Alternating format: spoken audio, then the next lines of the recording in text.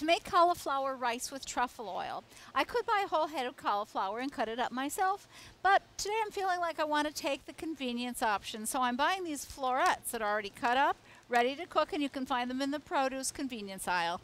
So the rice I'm using for this recipe is our Mountain Red blend. It's really a medley of red and white rices, quinoa, and lentils.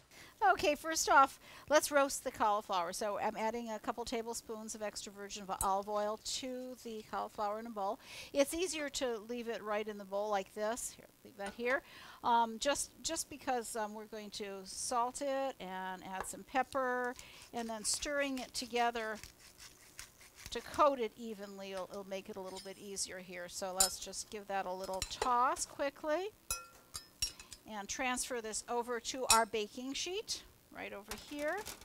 We want this in one even layer like that, and we're going to transfer this to our preheated 400-degree oven and cook that for a total of about 30 minutes, turning that about halfway in between. So while that's cooking in there, let's move over here and get this heat on. We're going to add a little bit more oil to the pan, and to that we want to add our onions.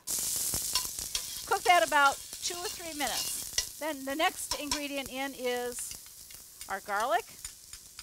We want to add the garlic after you cook the onions for a while, because the garlic will burn faster. It's in smaller pieces. And we want that to release its aroma but still have that flavor to it. So we don't want it to burn. Cook that a little bit more. And then we're going to add our rice blend to this mixture. So in goes our rice blend. It smells wonderful. And stir that together. And we're going to toast this really. Do we want it, again, watch the temperature so it doesn't get too hot, but cook that for about 2 to 3 minutes until it's lightly toasted. Okay, that's lightly toasted. So next in goes the vegetable broth, the vegetable stock. And really what we want to do here is just bring this to a simmer, which shouldn't take more than about 1 to 2 minutes. Now the rice blend has come to a simmer, so we're going to go back to the blend here and transfer this to the oven and let that bake for about 18 minutes.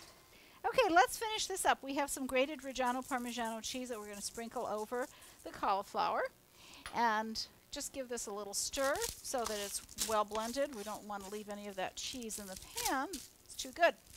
All right, now let's come over here and take the lid off of this rice, which is still steaming hot from the oven, and add the cauliflower to the rice blend. Move this over here.